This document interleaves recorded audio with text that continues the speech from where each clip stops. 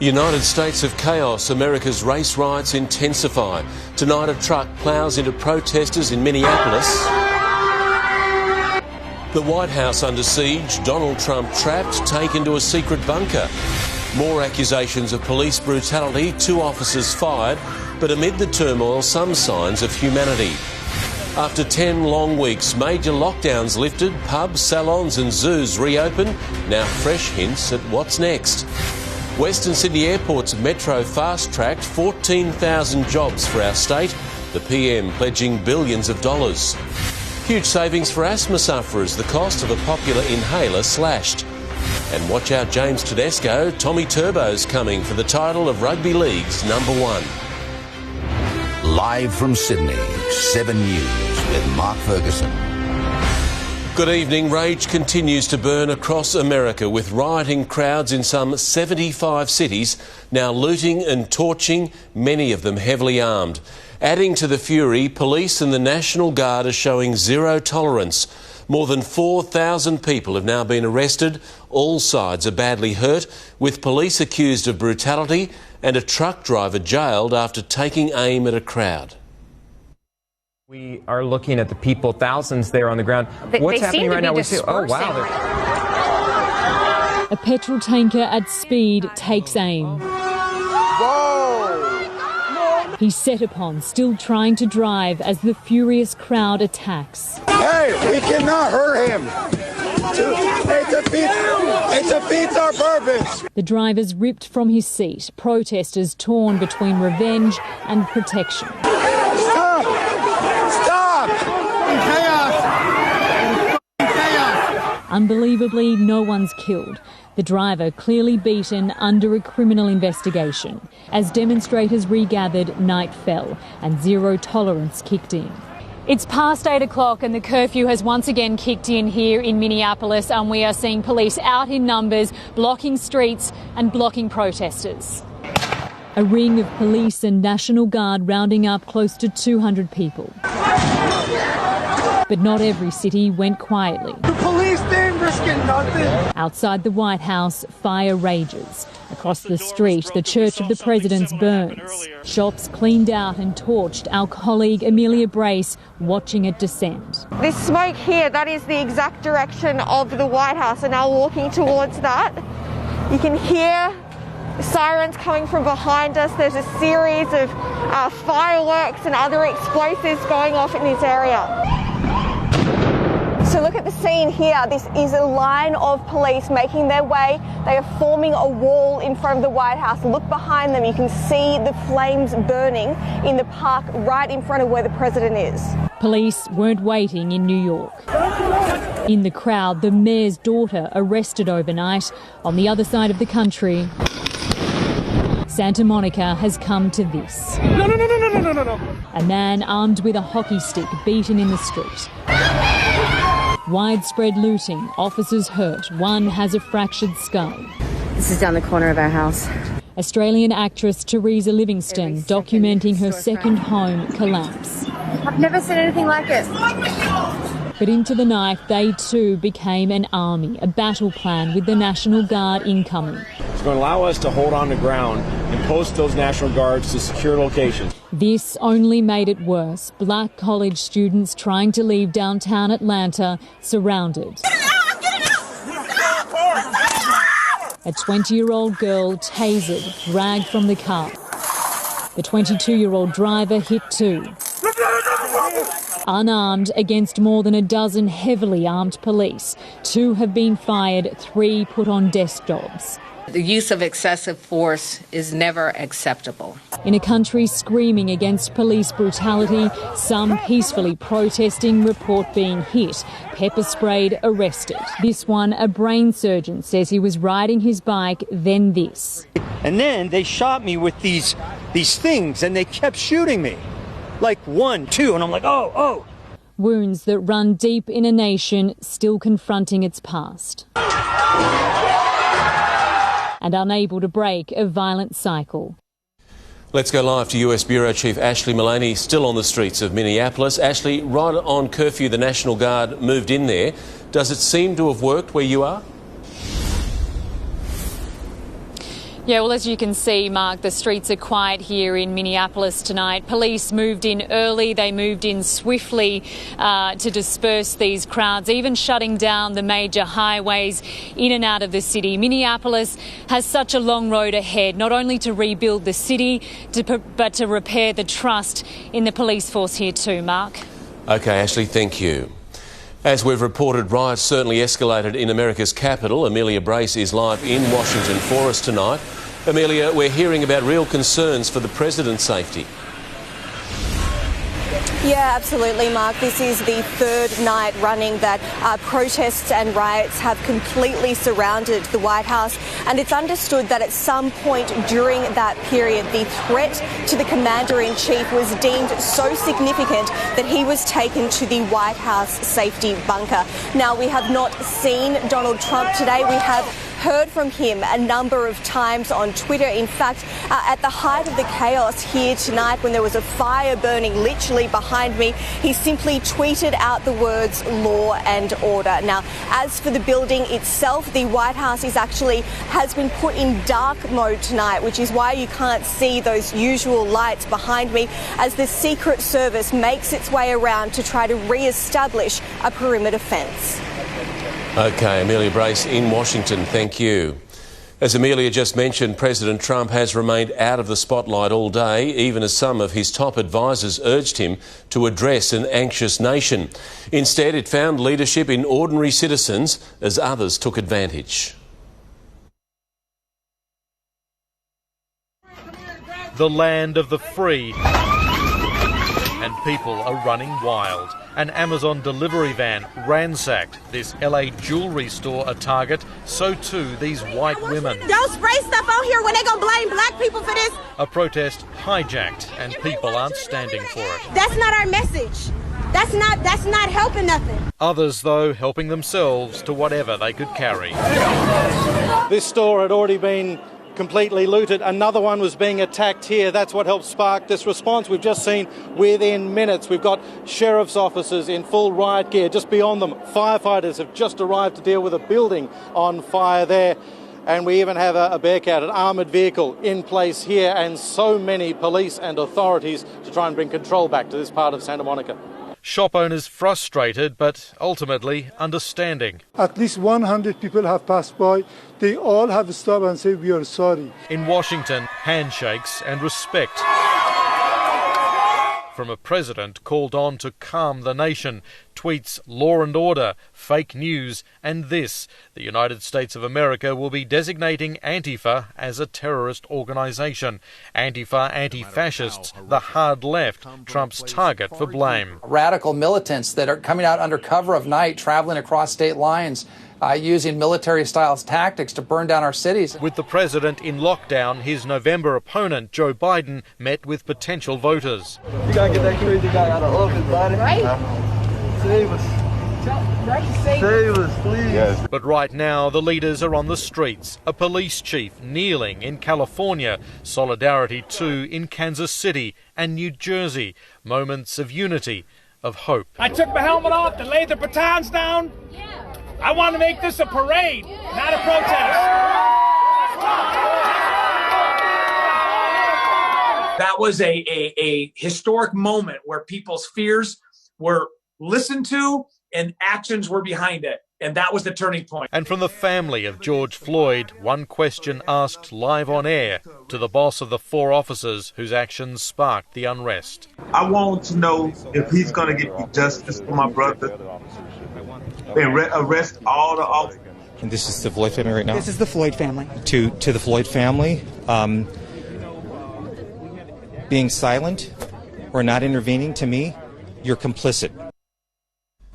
And Paul Caddick is on the streets of Los Angeles once again for us tonight. Paul, tensions really escalated there earlier. Has it calmed down now? Good evening, Mark. Well, with a curfew in place, squads of police and National Guard patrolling and hundreds of arrests, we're finally seeing order restored in this Santa Monica area of Los Angeles that today has really borne the brunt of a rampage of looting. Now, that's allowed time for firefighters to come in and deal with the aftermath of damage done to several places here. We've also seen shopkeepers come in and start boarding up their smashed windows. Fire has also destroyed a building in Long Beach, another part of LA that today saw a rally turn violent and looters target local shopping centres. The morning will bring more cleanups, but also more concerns about whether this hard-fought calm can last. Mark. It sure will. Paul Kadak in LA, thank you. To other news now, and after a long 10-week wait, drinkers and gamblers have flocked back to Sydney's biggest pubs and clubs. Today's further easing of corona restrictions sees almost all venues reopened, with the Premier confirming she'll have good news for gym goers later this week. It's been 10 long weeks. Finally, the pubs are open and the beer is flowing. Cheers! Cheers! Oh, you have no idea.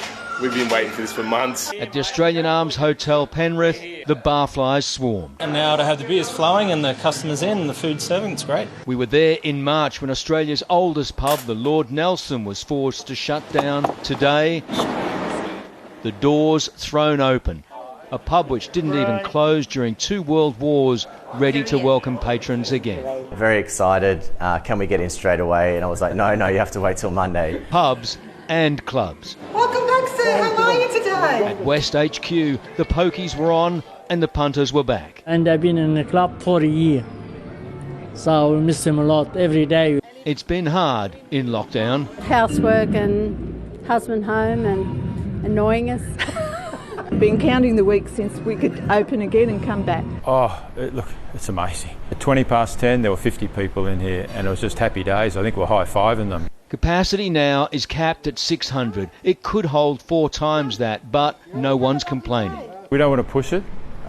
We do want to crawl before we walk. At the Piermont Bridge, they couldn't wait, opening at a minute past midnight. But by morning, they'd attracted a different kind of interest. Pokies protesters. At a time when we've had so many people lose their jobs, we're really concerned that they're going to wind up in poker machine rooms across the state. If we're going to recover from a depression in New South Wales, we don't want problem gamblers like me pouring our money into those machines. A beautiful day too for the beauty business. We've got 5 rooms fully booked, so it's awesome. Great for business. Oh, it's amazing. Very, very happy, very pleased it's open. Thank you. But still no word on when gyms might follow. I will have something to say about that this week. And as more worrying videos showed bus rules breached, more than 3,000 more weekly services promised. Putting in the additional services to provide more frequency and get people more space to park. There are occasions where we have to say to people, look, the best thing you can do is wait for the next bus service, ferry service. That is happening every day now. And Chris Reason joins me tonight. Chris, how are crowds now looking at venues across Sydney? Yeah, good evening to you, Mark. Well, the industry was welcoming the numbers at lunchtime, both in the city and the suburbs, but it has to be said, in the city now the numbers are a fair bit lower. Mind you, it is Monday night, cold, windy, and tens of thousands are out of work and concerned about the future, so perhaps no great surprises there. But it has to be said, this is the great COVID-19 gamble. We've got pubs, clubs, restaurants and cafes now all allowed to open with 50 people per kitchen, per venue, under, of course, the strict social distancing rules. The Premier herself says she is expecting more COVID-19 spikes, despite the fact we've had no community transmissions in the last 5 days. She says, Mark, the risk is still huge. OK, Chris Reason at Darling Harbour for us. Thank you. The state's much-loved tourist spots were back in business today as crowds returned to Sydney's favourite attractions while others headed back to the bush. But operators are abiding by a safety-first policy, making sure people keep their distance. Some of Sydney's great draw cards back open, but with major changes. On day 1, queues outside the art gallery to control crowds. It's just so nice to be out of the house. The State Library reached capacity by mid-morning, even though books are still off limits. We can't allow people to touch books at the moment because the guidelines say that it's just not a good idea. Taronga Zoo hasn't been closed for this long in a century. Today, a welcome reopening. Yeah, we've been hanging out. We can't wait. It's important to come back and start spending some money again. A new baby giraffe on show, but visitors urged to maintain social distancing. We've got extra marshals out there in case people get a bit excited, and realise they're a bit closer to one another than they should be. At the Sydney Aquarium, visitors allocated a time slot to keep numbers low. But excitement was high. Penguin! With international tourism banned and restrictions on interstate travel, it's hoped that people will take advantage of what's available in their own backyard and support local tourism attractions. With a push for people to escape the city. Our regional communities, it's been the ultimate double whammy. We've had bushfires and now we've had COVID. And look, they really need to see the visitors back. Cellar doors in the Hunter are open. I think the public are really ready to get out and enjoy themselves. Some camping grounds and caravan parks are back in business, but with coronavirus still simmering, police patrols are being boosted in the regions. Miley Hogan, 7 News. The COVID crisis has prompted an early start to the new Western Sydney Airport rail link with the promise of 14,000 jobs. The Metro line will run from St Mary's south to Badgerys Creek, with construction set to begin this year. The Western Sydney Airport was going to open without a rail link. Then along came coronavirus. This is how Australia makes its way back out of the COVID-19 crisis. A $3.5 billion kickstart to accelerate work on the Metro Rail project, now starting this year. Construction creating 14,000 jobs at a time they're desperately needed. In April, we lost 221,000 jobs in New South Wales, and we also know that there's so many other of our fellow citizens on JobKeeper. It's a 23-kilometre link from the Aerotropolis with a total of 6 stations, including at Luddenham and Orchard Hills, through to St Mary's. It becomes a major interchange linking to the T1 Western Line. A ride to St Mary's from the airport, 15 minutes, 1 hour to the CBD. It's not every day you get to see a rail line and an airport being built concurrently. And connecting Sydney's fringe ahead of an expected population boom. So that people can live here, they can study here, they can work here. Just like the airport, the rail link will be built in mainly greenfield areas, paddocks. There will be some properties acquired, their owners informed, in coming weeks. Up to a third of the Metro link will be underground. The Premier admits it's ambitious, but it's hoped to be ready for when the first plane lands in 2026. Chris Marr, 7 News. New cash handouts to build homes are expected to be part of another national stimulus package later this week. The Treasurer isn't revealing details yet, but acknowledges the construction sector could be heading for a cliff, and that would place over 1 million jobs at serious risk.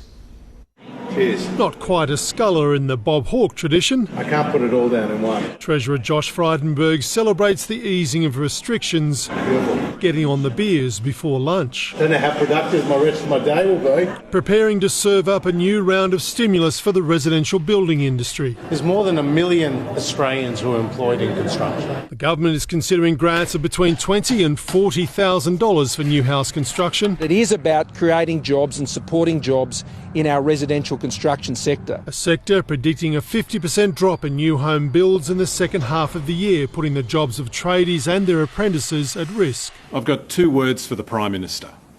Hurry up. The issue will go to Cabinet on Wednesday, with an announcement expected later this week. The government's also defending its early access to super scheme, with Labor seizing on analysis suggesting $1 billion of the $15 billion already drawn down has gone on gambling. We don't want to see it open to abuse, and because of the government's incompetence, that's exactly what's happening. It's their money. It's their money.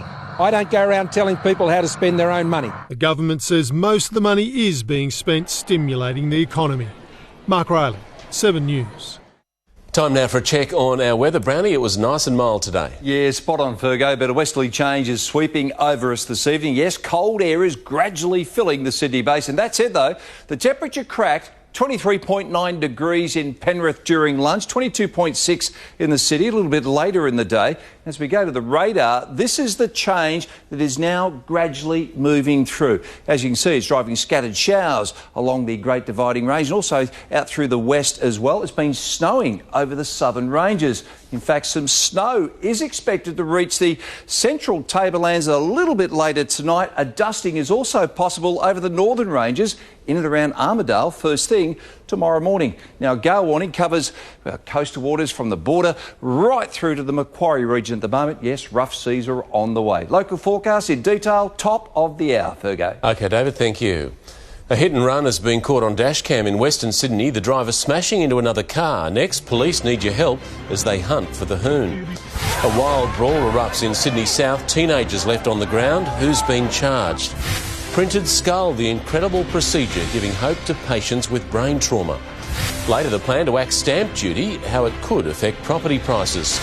And in sport, coaches under pressure already, and the hype around the Eels continues to build.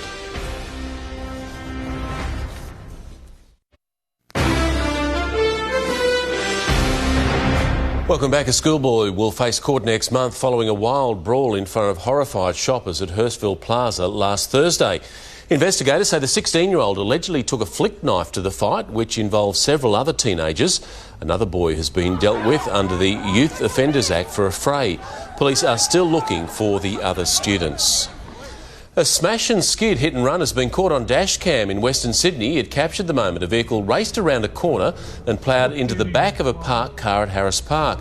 Thankfully, no one was inside that vehicle. The hoon driver then sped off, leaving a trail of smoke. Firefighters were called to clean up an oil leak. Police are still searching for the driver. The coroner has apologised to a mentally ill mother who drowned her toddler in a bath. The inquest finding communication between government departments was tragically lacking and they had failed to protect the little girl from her mother. She drowned her own daughter in the bath, but no condemnation for this young mother, only sympathy and an apology. "I am so sorry," said Coroner Harriet Graham. "I was absolutely in awe of your ability to participate in these proceedings. It was generous." The woman killed her toddler inside their Miller home in September 2016 to get rid of the evil in her, an utter failure of government departments to protect the girl from mum and to protect mum from herself. Her health service provider failed to respond to a rapid deterioration in her mental state, her psychiatrist noting increase in psychotic relapse, needs monitoring, review next month. Communities and Justice and South West Sydney Local Health District had no idea she kept missing her reviews and did not even acknowledge her doctor's urgent concerns just one day before the little girl would die. The coroner ruled communication between government departments was lacking here tragically, highlighting how critical that is when sharing responsibility for the same mentally ill patient. She recommended better training and much better lines of communication. Harriet Graham also insisted Communities and Justice consult carers first before closing the book on child protection cases. She knows that she wouldn't have done it had she been well and had she got the help. Robert Ovadia, 7 News. Legal proceedings have begun in a Brisbane court against the master of the ship that lost 50 containers off the New South Wales coast. Mohammed Zulkali bin Elias is charged with discharging garbage into the sea and failing to ensure the APL England did not cause pollution. Sections of another container washed up on rocks near Maroubra Beach today after toppling overboard 9 days ago. We heard today from an Australian man who's alive thanks to world-first brain surgery. Using 3D printing, doctors replaced a section of his skull which will soon turn into bone.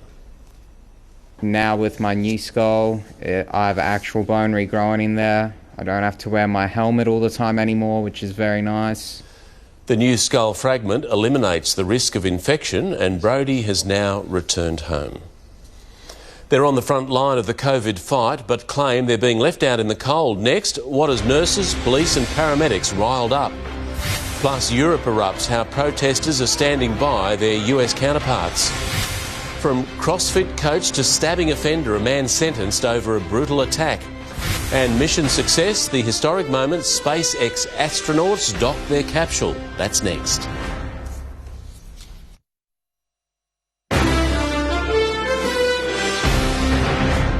Welcome back. Unions say offering frontline workers $1,000 instead of a public service pay increase is an insult. But the state government is standing firm, saying too many people have lost their jobs to justify billions of dollars on wage rises. The forgotten face of the pandemic's front line, Tina Gok-Young, COVID cleaner at Westmead Hospital, earning just $25 an hour to sanitise infected rooms. Every day is scary, but someone have to do the job. The pay increase she was relying on to make ends meet shelved. It's just like a slap in the face. The Treasurer today extending an olive branch, a $1,000 one-off payment to non-executive frontline staff, including nurses, paramedics and teachers, instead of their 2.5% salary raise. The freeze saving the economy $3 billion over 4 years. In a choice between providing a pay rise or a pay check, I'll always support providing a pay check. We have hundreds of thousands of people right across our state without a job. Not enough to calm unions. It's unacceptable. It's rejected. Hush money is an insult to nurses. The pay fight moves to Parliament tomorrow. The bill still expected to be blocked in the upper house. If that happens, government lawyers will take it to the Industrial Relations Commission. The Premier issuing an ultimatum. If the New South Wales Parliament disallows our regulation, we can't guarantee the jobs or the $1,000. Serena Andaloro, 7 News. It's been revealed on the same day 3 volunteer firefighters were being buried during the summer firestorm. The state government spent $200,000 on a lavish Australia Day lunch described as setting the standard on how corporate Australia expresses its national pride. Look, I don't know about that. I'm sorry. Thanks very much, everybody.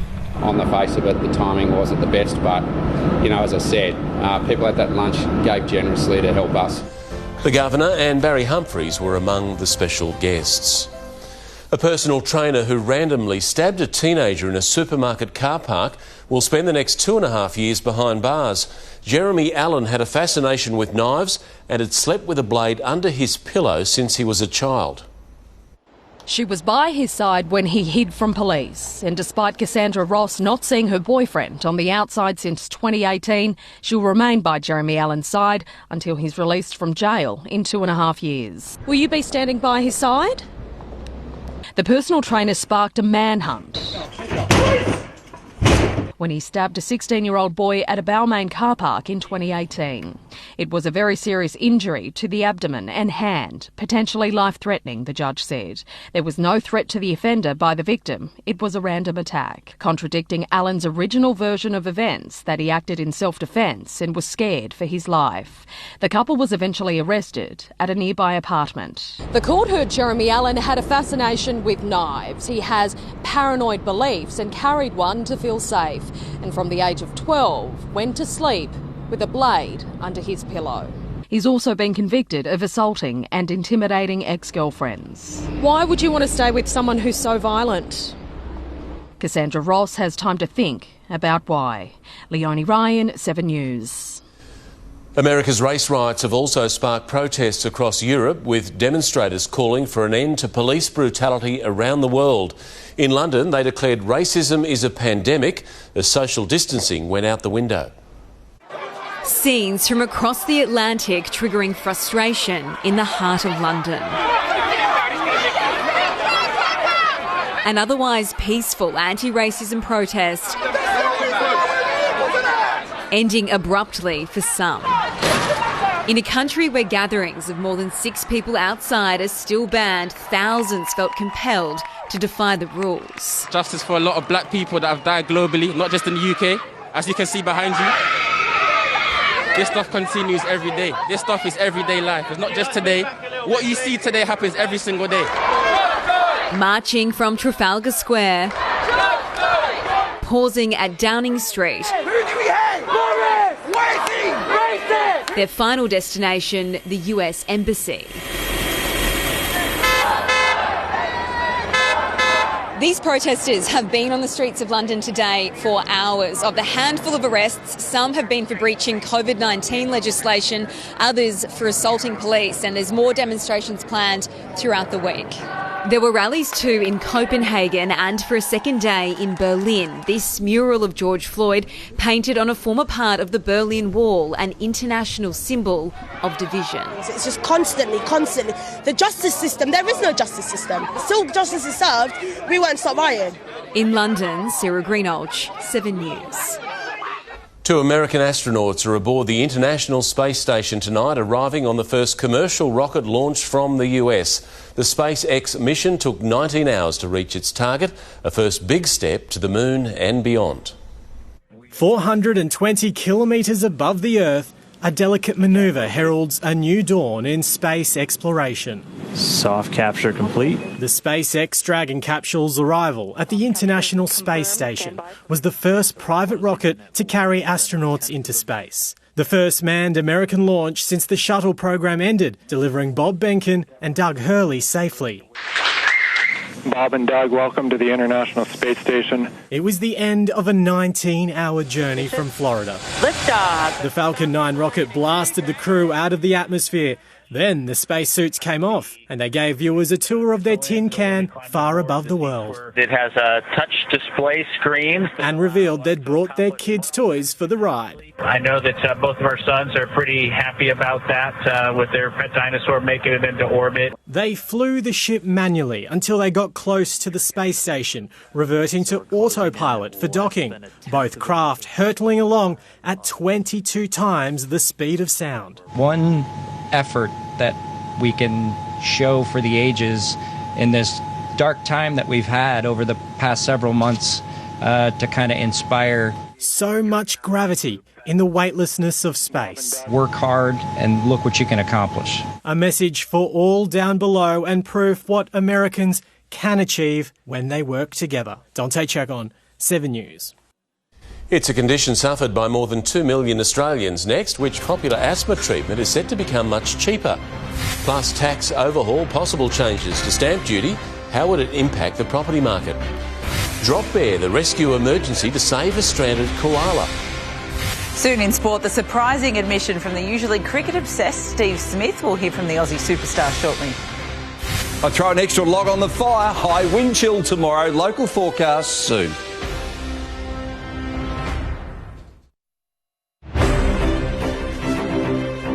Checking the markets now, and the ASX 200 closed 63 points higher. The major miners were helped by a surging iron ore price. BHP shares went up $1.07 and Fortescue jumped to a new record high. Our dollar is also up, buying 67.51 US cents. Petrol prices are heading down, with today's average for unleaded $1.03.2 a litre. We found it selling for just 92.9 cents at a couple of service stations around Liverpool. A new water safety campaign's been launched to keep children safe. Couch concerts developed by Kids Alive will involve live events online to educate children and parents. Drowning is the leading cause of accidental death in children under the age of 5. We've got to protect these kids. These ones are now very mobile and they'll find water. The concerts will be on the Kids Alive website and Facebook page. Many asthmatics can breathe a little easier tonight with news a popular inhaler is now much cheaper. In what's been described as the biggest change to asthma management in 30 years, Symbicort has been included on the PBS for mild sufferers. Mother of 5, Eleni Wilson, suffers from severe asthma. All her children have the illness as well. As soon as you know one gets it, then it's like a domino effect. Like many of the 2.7 million Australians living with asthma, Eleni struggles to get the medication she needs and effective treatment for her kids. If it does get worse and I don't take much care of it with my preventers and all that, it does then lead to lung infection and pneumonia. From today, the medication Symbicort, an anti-inflammatory reliever used to control and prevent asthma symptoms, will be listed on the Pharmaceuticals Benefit Scheme for mild sufferers, meaning savings of more than $30 a treatment. They all have one in their rooms, they have a reliever in their rooms, they have a reliever in each bathroom, each car. We describe this as the most fundamental change in asthma management in 30 years. On average, 1 Australian dies from asthma every single day. Even those with mild symptoms are at risk. It's hoped that by making this treatment more affordable, it will save more lives. Since a lot of patients with asthma do have mild asthma, it has the potential to change outcomes at a population level. Samantha Brett, 7 News. Now to a delicate recovery for fire crews in Sydney southwest. That's Gladys the koala, who is pregnant. A call for help was made after the adventurous mum-to-be was spotted in a tree close to a busy road in Macquarie Fields.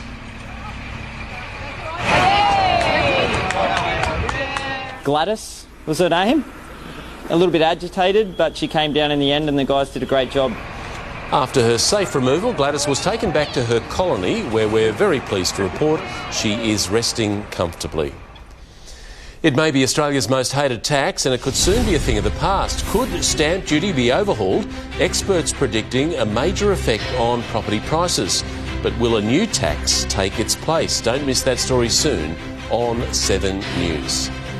But now Mel is here with Sport, and Mel, fair to say Manly threw its hat in the ring for premiership favourites last night. They did. I know you're a very happy man, Fergo. Tommy Turbo looked even better, if that's possible. The Sea Eagles were unstoppable, while the Eels enjoyed a big win of their own, but are bracing for their upcoming clash with their fierce rivals from the Northern Beaches. And how isolation turned the best batsman in the world into a half-marathon runner who's barely touched a bat in months.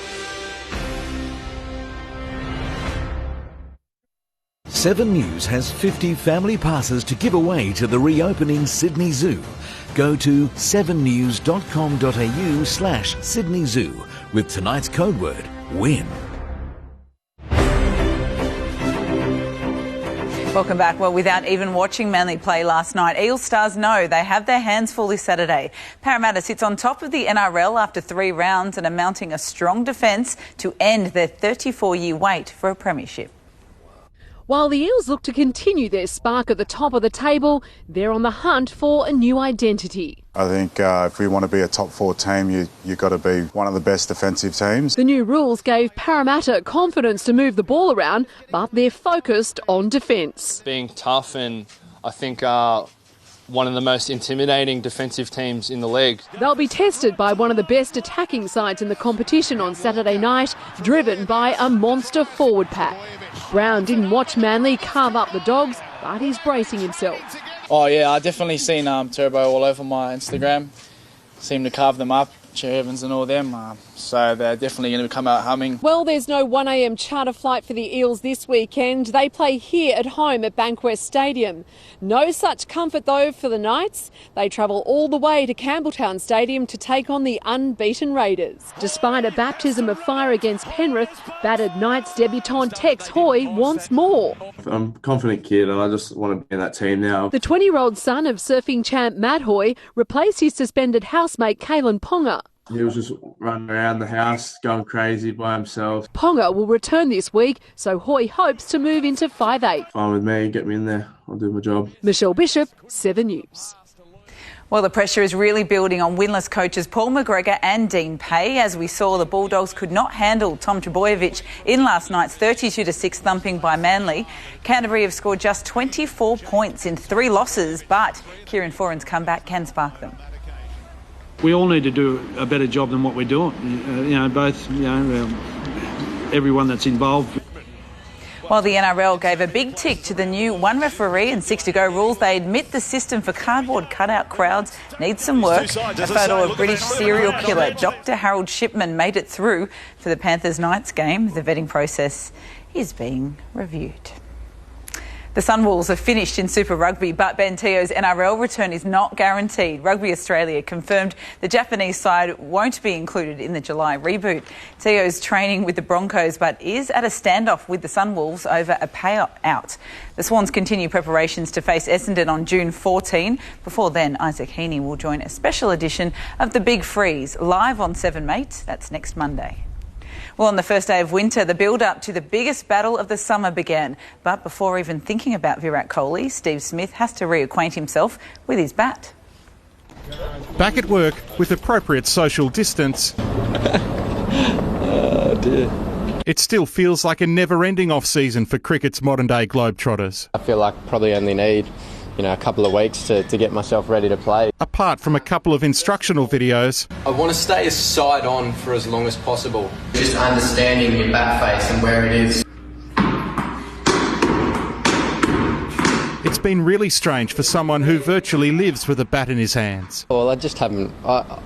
There's no nets or anything. So Steve Smith used his obsessive determination to take up half marathons. When fans pointed out his first attempt was 100 metres short, he went back and did it properly a week later. That's 1,048 quick singles. Got myself in some good shape, probably in the best shape I've been in years. So he's had a break from teammates, even Marnus. I've really just sort of kept to myself a fair bit. and shouldered arms to debate on pay cuts, coaching staff culls, potential return dates. There's just so much going on in the world right now that, cricket kind of seems a little bit irrelevant. Not for long. King Koala and the Gabba are just 186 days away. Matt Carmichael, 7 News. Certainly can't wait for that. Time apart from Marnus and a cricket bat, and this man owns thousands of them. It's incredible. He'll be hearing from Marnus very soon. He will be, no doubt about it. Good on you, Mel. Thank you. One of the nation's most despised taxes, residential stamp duty, could soon be a thing of the past. Some experts saying it might be axed next year. It's been called an on-the-spot fine for home buyers. But the concern is what sort of new tax might replace it. Death and taxes. While the former is a certainty, the future of some taxes may be less sure. Stamp duty is a bad tax. It means that we make bad decisions about whether to buy or sell land. State and territory governments raking $20 billion a year from stamp duty, charged when people move house. But calls for it to be replaced with an alternative, like land tax, are gaining momentum as a way to boost growth in a post-pandemic world. The current system is a disincentive to move for jobs. It's also a disincentive to downsize. Meantime, housing values posted their first drop in almost a year last month, down an average 0.4%. 5 of the 8 capitals recorded a fall. Sydney down 0.4, Melbourne 0.9, Brisbane 0.1, Perth 0.6, while Adelaide, Hobart and Canberra grew. It's the top end of town leading the falls. And that's to be expected. That's happened historically, where the high end of the market tends to lead upswings and downswings. Sales activity and new listings picked up in May, but experts say by September, the expiry of billions of dollars of government payments and mortgage holidays could add to the downward pressure on prices. If the labour force conditions aren't back to a kind of reasonable level by the time those mortgage holiday periods end, then we could see more signs of distress. Gemma Acton, 7 News. David is back now with the latest forecast. Brownie, a mild start to winter. Yes, indeed, Fergo, but you'll need to rug up tomorrow. Local forecast after the break. Tonight on the latest from 7 News, live to the US hot zones as the sun rises on another day of unrest and riots rage across the country. Our reporters have every angle covered. Plus, super spending, the staggering number of Australians using the early access scheme to splurge on clothes and gambling. That and every breaking development at 9:55 on the latest from 7 News. Australia's streaming wars. The new local player set to change the game. Independent experts break down the deals, the best content. 7 News at 6. Tonight, 7 News headlines. America's race riots escalate. A truck ploughing into crowds. Evidence of more police brutality and fiery protests. An LA building up in flames tonight after a day of looting and clashes on the streets. Sydney's pubs, salons and zoos reopen, the Premier hinting at an announcement on gyms later this week. And the Western Sydney Airport rail link has been fast-tracked, creating 14,000 much-needed jobs. Now the latest on Sydney's weather, here's David. Thanks very much, Fergo. Well, it was a mild start to winter, but cold air is filling the Sydney Basin as we go to west. Snow flurries should reach the northern ranges above 1,000 metres tomorrow morning in and around places like Armidale. Now, today's top, 22.6 degrees. That happened around late afternoon following an overnight low there of 14.5. You'll notice we've got low to mid-20s were popular this afternoon. 61 kilometres per hour in the harbour. That's the highest reported wind speed so far. Now, the first part of the change is, well, moved through just a couple of hours ago. The main front itself has been driving some scattered showers and storms over the, across the Tasman Seas. You can see there we've had some scattered showers, mainly along the ranges and the western slopes as well. It's also been snowing to the south along the southern ranges. The first stage of the change will start to power up the coast overnight. It will bring a vigorous southwesterly. Snow flurries, as I mentioned, are likely around the northern ranges first thing tomorrow morning above 1,000 metres, but the weather is expected to clear as the day wears on. Around the nation tomorrow, cool sunny weather in Brisbane, 21 degrees. In sharp contrast, it's cold and showery in Melbourne with some hail from time to time at around 15 degrees. Now, gale warning runs from the Victorian border right through to the Macquarie. Tomorrow we'll see those scattered showers in the eastern part of our state gradually clearing as the day wears on, and of course some snow, just light falls above 1,000 metres at first. Closer in, cold tomorrow. Yes, you'll need to rug up. High wind chill throughout the day. Just the odd shower or two popping up. just a millimetre or two. As we go to our coastal waters forecast, rough seas unfolding, especially in the afternoon when that gale force southwesterly kicks in. For the city, our forecast top is only 17 degrees, but it'll feel like less than 10 for most of the day. Let's move on to the 7-day outlook. There it is, improving on Wednesday. Should be generally sunny, winds easing. As for Thursday, it'll be cloudy but fine. Coastal showers on Friday, and at this stage, generally fine across the weekend. So rug up tomorrow, Fergo. Winter is here. Indeed. Good on you, Randy. Thank you. That is 7 News for this Monday. We'll have updates for you throughout the evening. I'm Mark Ferguson from all the team. I hope you have a great night.